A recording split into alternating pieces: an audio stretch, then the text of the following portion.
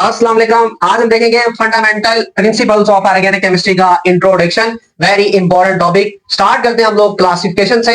Classification का मतलब group बंदी classification of compounds. Classification of compounds, compounds की ग्रुप बंदी।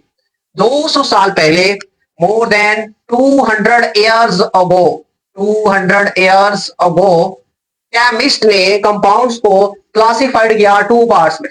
First one is organic compounds, organic compounds, and the second one is inorganic compounds, second one is inorganic compounds.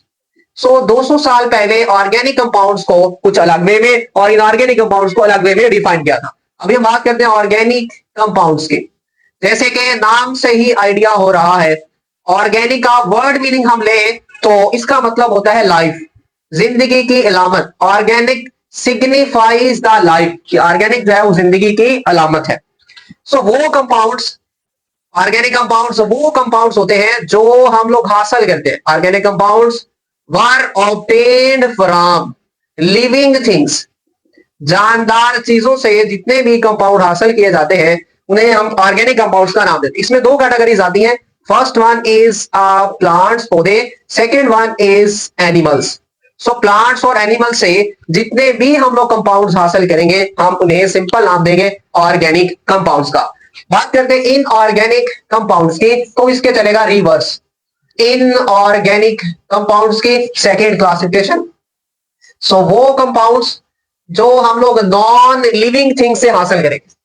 Compounds which were obtained from, which were obtained from non living things, from non living substances और non living things. अब non living things में सारी चीजें शामिल नहीं है, दो चीजें शामिल है। First one is a mineral resources, जितने भी हमारे पास मिनरल्स हैं उनसे जो हम लोग कंपाउंड हासिल करते हैं हमारे इनऑर्गेनिक कंपाउंड्स। और जो सेकेंड बात है इसमें, दैट इज द रॉक्स, जितने भी हमारे पास चट्टाने हैं इनसे भी हम लोग जो कंपाउंड्स हासिल करते हैं वो हमारे पास इनऑर्गेनिक कंपाउंड्स होते हैं।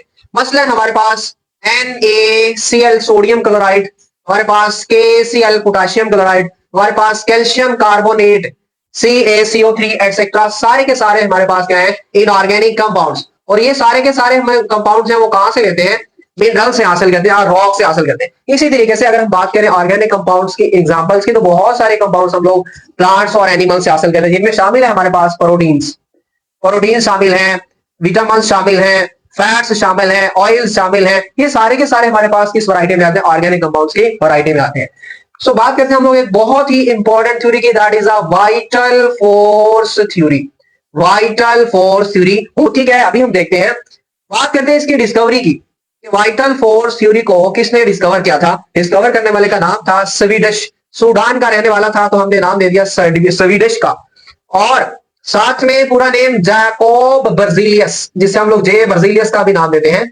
तो Swedish chemist Jacob Berzelius in the start, in the beginning of 19th century, 19वीं सदी के शुरू में, यू कैन से इन 1815, 1815 में इसने इस थ्योरी को पुट फॉरवर्ड किया। पुट फॉरवर्ड का मतलब पेश करना। सो हम लोग क्या बोलेंगे, Swedish chemist Jacob Berzelius in the beginning of 19th century और इन 1815 put forward this theory, put forward this theory. अब हम देखते हैं ये थ्योरी क्या होती है। So vital force theory, vital mean अहम, फोर्स मीन ताकत, वाइटल फोर्स थ्योरी। इस थ्योरी की स्टेटमेंट की बात करें तो इस थ्योरी के अकॉर्डिंग हम लोग ऑर्गेनिक कंपाउंड्स को जस्ट लिविंग थिंग से ही हासिल कर सकते हैं। Organic compounds, organic compounds could be synthesized, could be manufactured or synthesized, could be manufactured, just तैयार किए जा सकते हैं ऑर्गेनिक कंपाउंड्स। कहां से? बाय, से, और within a living things, within a living things. तो हम लोग क्या बोलेंगे कि ऑर्गेनिक कंपाउंड जो है हम लोग उन्हें तैयार कर सकते हैं या तो लिविंग थिंग से या लिविंग थिंग्स के अंदर से। Organic compounds could be manufactured by और within a living things, और इनको हम लोग प्रिपेयर नहीं कर सकते। And could not be synthesized, and could not be synthesised, और इन्हें हम लोग तैयार नहीं कर सकते कहां से, from inorganic materials. Inorganic materials, inorganic compounds या इनऑर्गेनिक सब्सटेंसेस से हम लोग ऑर्गेनिक कंपाउंड्स नहीं बना सकते। सिंपल स्टोरी का मतलब यह है कि ऑर्गेनिक कंपाउंड्स हम लोग लिविंग थिंग से बना सकते हैं और लैब में इनऑर्गेनिक मटेरियल से, इनऑर्गेनिक कंपाउंड से नहीं बना सकते। अब इस थ्योरी को वाइटल फोर्स थ्योरी का हमने क्यों नाम दिया है? वाइटल फोर्स थ्योरी का हमने इसलिए नाम दिया है क्योंकि जो हमारे पास लिविंग थिंग्स हैं इनके अंदर एक वाइटल फोर्स प्रेजेंट होती है जिसे पूरा सरार, ताकतें या कुव्वतें कहते हैं, और वो हम लोग लैब में इंट्रोड्यूस नहीं करवा सकते। वो वाली फोर्सेस, वाइटल फोर्सेस लैब में इंट्रोड्यूस नहीं करवा सकते। इसलिए वाइटल फोर्स थ्योरी के अकॉर्डिंग जब हम इन वाइटल फोर्सेस को ही तैयार नहीं करवा सकते, प्रिवेंट नहीं करवा सकते लैब में, तो इनऑर्गेनिक मटेरियल से हम लोग ऑर्गेनिक कंपाउंड्स को नहीं बना सकते। अब इसी की हम बात करते हैं एग्जांपल्स की। मसलन हमने फोटोसिंथेसिस का जो है वो प्रोसेस देखा है, जिसमें हमारे पास carbon dioxide plus water in the presence of chlorophyll और सनलाइट मिलकर जो है वो क्या प्रोडक्ट बनाते हैं, organic compound glucose, that is C6H12O6। और अभी इक्वेशन को बैलेंस करें तो हमारे पास इधर भी 6 आएगा और इधर भी क्या आएगा, 6 आएगा। अब आप देखिए ये हमारा क्या प्रीपेड हो चुका है, ऑर्गेनिक कंपाउंड है वो प्रीपेड हो चुका है। कहां से प्रीपेड हुआ? इनसे। और किसने प्रीपेड किया? क्लोरोफिल, मतलब प्लांट्स ने प्रीपेड किया। तो ये वाली हमारे पास जो है वो वाइटल फोर्सेस लैब में नहीं इंट्रोड्यूस हो सकती, इसलिए इन हमारे पास इनऑर्गेनिक मटेरियल जो है इनसे हम लोग ऑर्गेन नहीं बना सकते लैब में। मतलब क्या, हम सिंपल गए तो ऑर्गेनिक कंपाउंड्स हमेशा हम लोग बनाएंगे लिविंग थिंग से ही बनाएंगे। इसी तरीके से हम लोग अपने लिवर की बात करें तो वो क्या करता है, अमोनिया को कन्वर्ट करता है यूरिया से, यूरिया में कन्वर्ट करता है। और यूरिया जो है हमारा एक ऑर्गेनिक कंपाउंड है और अमोनिया जो है हमारा क्या है, इनऑर्गेनिक कंपाउंड है। अब लिवर के पास वाइटल फोर्सेस है कि वो अमोनिया से मतलब इनऑर्गेनिक से ऑर्गेनिक कंपाउंड बना रहा है, बट हमारे पास ये वाइटल फोर्सेस लैब में नहीं है, इसलिए हम लोग लैब में नहीं बना सकते। फिर बाद में ये वाली थ्योरी जो है वो रिजेक्ट होगी। सो इसलिए rejection of vital force theory. जब हमारे पास एक और केमिस्ट आया, दैट इज फ्रेडरिक वोहिलर, फ्रेडरिक वोहिलर। और कब की बात है, इन 1828 फ्रेडरिक वोहिलर इन 1828 में इसने प्रिपेयर किया यूरिया को, जो हमारे पास मैमल्स के यूरिन में पाया जाता है, मैमल्स के यूरिन में पाई जाती है। और यूरिया को प्रिपेयर किया इनऑर्गेनिक सब्सटेंस से, इनऑर्गेनिक सब्सटेंस से।